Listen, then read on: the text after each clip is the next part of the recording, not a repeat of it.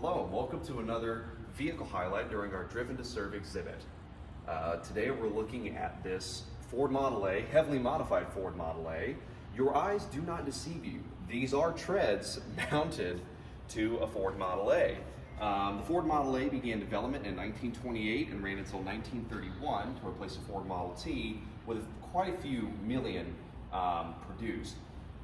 Because of that, because of their availability and their versatility, if you had a grinder and a dream, quite a few modifications popped up depending on the job at hand.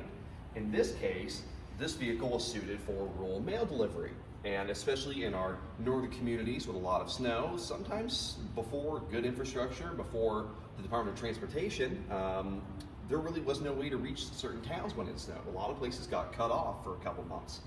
So because of that, starting in the teens and running until about the late 1930s, a company called ARPS developed the Super Snowbird Kit.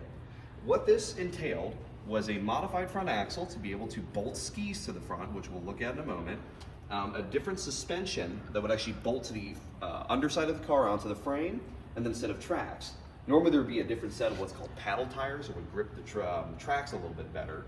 But what this did was, without any real major modification, pretty simple bolt-ons, you had a vehicle that could actually climb over and glide through the snow a lot easier than just a pair of pizza cutter tires. This vehicle, we're not sure of the exact history. It's believed that it served as a rural mail carrier up in Minnesota. The current owner found it in Minden, Nebraska, and has purchased it with the intent of improving the body, finding a set of skis, and actually getting it operational again.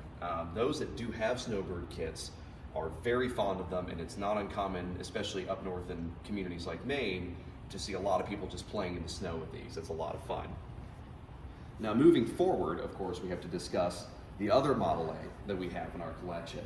This is a really unique opportunity to look at two of almost identical vehicles modified to serve vastly different purposes.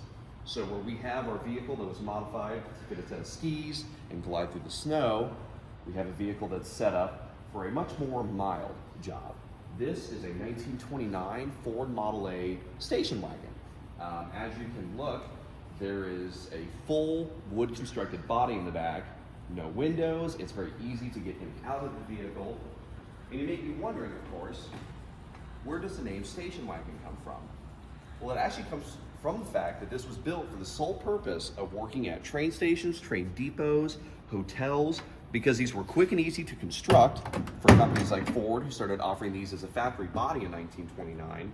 You could easily load luggage in here, people in here, because of the open air, so it made it ideal to work at train stations, hence the phrase station wagon. Furthermore, the Woody wagon, because of this job, because of its relation to families and travel and relaxation, became a very popular choice of family car well into the 1950s, with just even cars that were steel doors but with vinyl wood sides added until, I think the 1990s, if I recall correctly. So again, this is just a really unique look at two of almost the same car with vastly different modifications.